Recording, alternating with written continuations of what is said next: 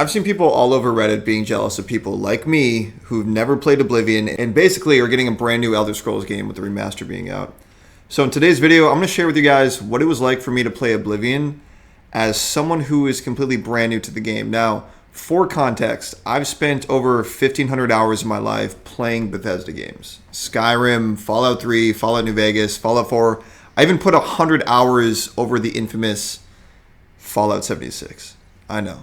I'm not super proud to say that, but I am a Fallout 76 player, okay? And I know there's some of you out there that have only played Skyrim, or maybe this is your first Elder Scrolls game. So I just want to share my perspective as a dude who's brand new to playing Oblivion, maybe rub it in your face a little bit, and also for the seasoned Bethesda fans, kind of compare and contrast the remastered to other previous Bethesda titles if you're thinking about buying the game. So without further ado, let's dive straight in. And I want to give you guys firsty and foremosty my initial trailer reaction. So when I saw that trailer, dude, I'm thinking this is going to be amazing, right? Not because of the graphics, but mainly because you could tell that it was a game made by fans for fans. And I think that's so huge here. You can see the difference, the love, the attention to detail, the care that went into making this game, right? And you don't see that with Starfield. That's why I never played it. Anyways, continuing on. I enjoyed the tutorial dungeon off the rip. It felt modern, okay? Weapon wheel was an instant favorite. And immediately I felt like I was being put into a Bethesda Game Studios title, right? I'm doing combat, I'm looting, and I'm making my merry way along, and it just felt good, right? It felt like there was little pop-ups that told me, hey, press this button to do this, blah, blah, blah, blah, blah. And there was a moment, though, in the first dungeon that I could use the environment to kill the goblins. Like, I pressed this button, and all these logs rolled down and killed these fucking goblins, and I was like, this is sick. This feels very modern. This feels very Dishonored. Assassin's Creed, it feels. No, I wouldn't say Assassin's Creed. That's crazy to say. But it kind of set my expectation that, like, okay, this game is going to give me the ability to approach combat in multiple different ways, right? Which was not the case after I got out of the sewers and I went to that first dungeon directly across from that little dock. There was no logs to be pushed. Anyways, I'm rambling about fucking logs. Who cares about the logs? It was just an expectation that I had. And something that, you know, speaking of dungeons, though, something that did kind of feel offbeat for me, and this is where, for me, this game really started to show its age, is the dungeon level design, okay? Mind you, I'm the type of dude that, like, I like to click through basically everything. Like, I don't want to miss a single piece of loot, okay? And I've heard other YouTubers complain about this as well. Like, the dungeons are definitely confusing and not straightforward. And I caught myself several times. I would go off the beaten path expecting to be rewarded, but really what I would get is just, you know, the same generic NPC with the same generic, you know, single-handed dagger, whatever the generic weapon of that dungeon would be. And I really didn't feel like the exploration within the dungeons in this game is heavily rewarded. Now, when I wrote this, that was my feelings. Since I've put, you know, 10 more hours into it around, my feelings have kind of changed. There are some dungeons where the exploration does feel more rewarding, so I wouldn't say that as a blanket statement. But that being said, there are definitely some corridors in majority of these dungeons. You'll go down a corridor and there'll just be absolutely fucking nothing. And you're just like, why does this even exist? So definitely the level design is where this game starts to show its age. I mean, it's gorgeous. The graphics are amazing. So it's really not that too much of a negative. But just something to be aware of. If you're expecting like Skyrim level dungeons, that's definitely not where you're going to get here. And yeah, that's the dungeon. So moving on here, I'm just looking through my notes for you guys. As you know, I'll get into the combat in a second, but I just want to let you guys know, for those that have played Skyrim, like, this is not just Skyrim 2.0 on a new map, okay? Oblivion is its own thing, and I feel like if you can go into playing this game expecting it to be its own thing entirely, set your expectations low, don't expect Skyrim, okay? Expect this to be its own thing. I feel like you're not going to be let down, okay? I feel like you're not going to be let down. Now, one thing I did absolutely love that I absolutely fucking hated in Fallout 4, like Fallout 4 for me, you guys, I'm going to make a whole separate video probably on how big of a disappointment Fallout 4 was from 3 in New Vegas anyways. I love like the blown up UI loot boxes, personally. That's what I absolutely love. Like Fallout 3, huge fucking UI. You can see everything on the screen.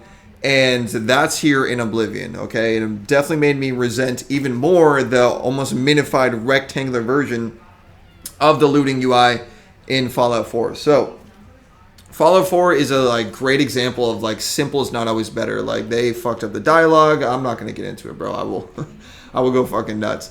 Anyway, speaking of simplification though, there are areas in the remaster that I appreciated are simplified, and other areas I wish were more complex. So the dialogue, for example, it is not even just simplified, but it's very choppy, right?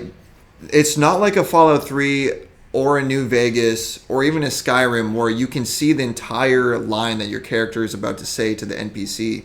Rather, you see just a single word, which makes it hella confusing for first-time players like me because you see the first word and then you click it and then the NPC kind of gives like almost like a Spark Note summary of that word. So it feels like a very like choppy, disjointed conversation, dude. And it's not necessarily a bad thing. Like you can see, again, this is another area where this game definitely shows its age.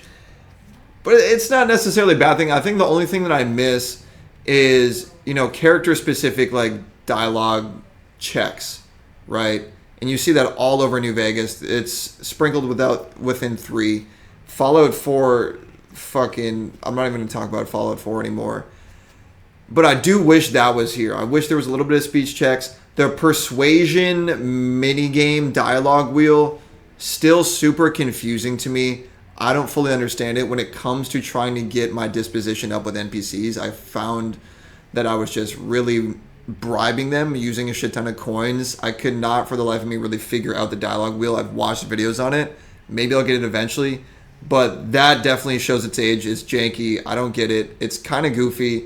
Not necessarily negative. Definitely kind of adds some charm. It honestly reminded me of Fable a little bit. But Fable's like dialogue back and forth was a lot more straightforward. Anyways, that's the dialogue. I won't get further into the dialogue, but there are simplicities in the game that I absolutely love, and one of those simplicities is the leveling system, okay? Now, mind you, I'm coming in as a fresh player. I never played the original 2006 Oblivion, so I've heard horror stories that the leveling system was fucked. People did not like it.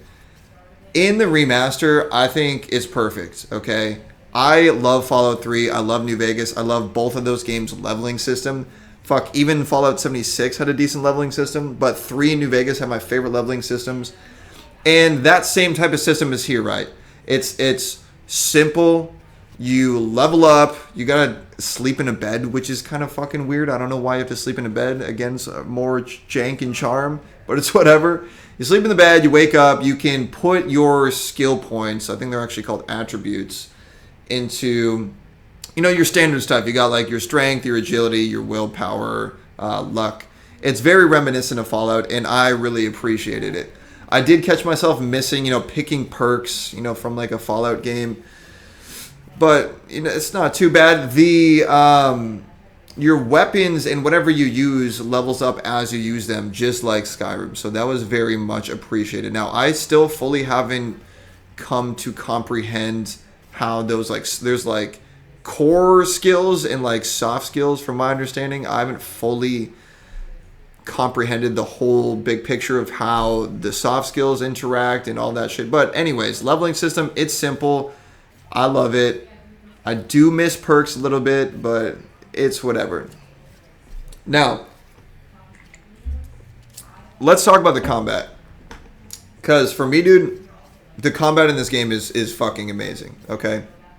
And I'm comparing it to Skyrim, which for me, Skyrim didn't feel as punchy. I don't know if it's like the redesigned audio sounds in this game, but like the hits really feel like they fucking hit in this game. And also, Now, in real life, I go to a boxing gym and I spar, right? So I find myself taking that same type of boxing prowess into Oblivion, where it's like you lunge forward with the sword and then you slip back to dodge attacks. And I found that the combat in this game really rewards skill. You guys will see in this gameplay footage, like I'm I'm going fucking nuts in this gameplay footage. I think it took me like 10 minutes just to kill this one mage. And I love the combat, dude. I love the combat in Oblivion. I think it's better than any melee combat in any Bethesda Game Studios title ever. And I know that's a crazy statement, but I hold true to that. All the Fallout games, admittedly had pretty shitty melee combat. Okay, so the expectation was low there. Skyrim, between you guys, like between me and you, like I haven't fucking played Skyrim in 10 years, so I can't compare it that much, but like something about this game, the combat just feels fucking good, man. Like the animations are tight. You can time your attacks. The weapon wheel is incredible. I found myself like not just conforming to a singular playstyle, because like if you think about how you play a Fallout game, at least for me, there's like those 1 to 3 guns that I find, honestly, like really just 1 to 2 guns that I use pretty much throughout the entire game. Honestly, I've never really been a big melee guy in Fallout. So when it comes to the remaster here, though, I absolutely love the weapon wheel because I found myself approaching different encounters with enemies with a bow and arrow. 1 second, next second I'm using my fireball, my one-handed weapon, my shields, and it's fun, dude. It's just simply fucking fun. There's not much else to say about it. And you can approach in multiple different scenarios. It feels fluid. It feels dynamic. It's fun. So that's the combat. Now, I want to wrap up here with the storyline and quest line side quests, because for me, I mean, side quests are my favorite part of a Bethesda Games title.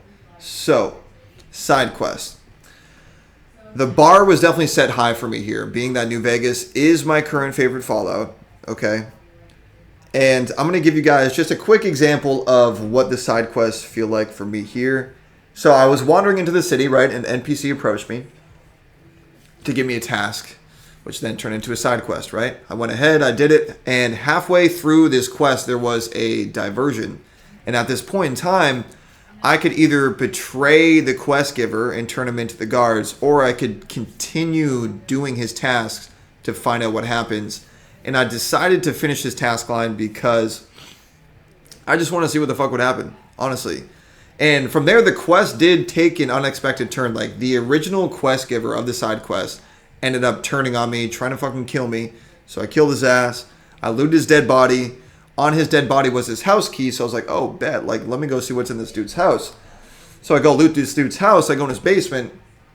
And I could see notes that this NPC had written about the decisions that I had made and the interactions that him and I had before he went nuts and tried to kill me.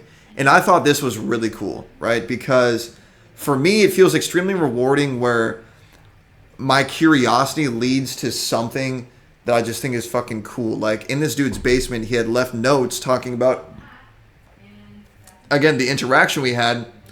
And you could tell that it would dynamically update depending on, the decisions you had made with the character. So I thought that was dope. That's personally what I love about RPGs, is the world responding to you. It feels like it's uniquely yours. So that was a dope side quest for me. Now, one more example of a side quest that I thought was sick. And I'll get into the main story. I mean, I really don't have much to say about the main story, but bear with me here, guys. One more quick side quest story, because I thought this was awesome. So, and experienced Oblivion players might recognize which quest I'm talking about. So no spoilers, but I'm going to do my best without spoiling.